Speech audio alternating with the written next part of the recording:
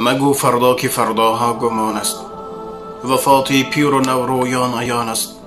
اجل پروای عمر ما ندارد که قبض جان ما در یک زمان است.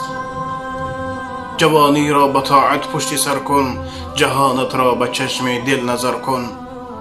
مکن تکیه به پیری جان شیرین، عبادت کن عبادت در ره دین.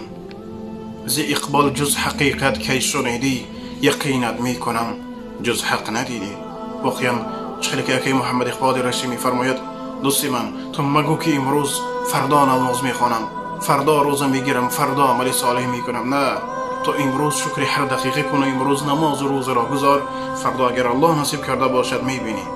چون که الله سبحانه و تعالی میگه کل نفس ذائقة الموت، هر یک تنه زنده چشنده مرگ است.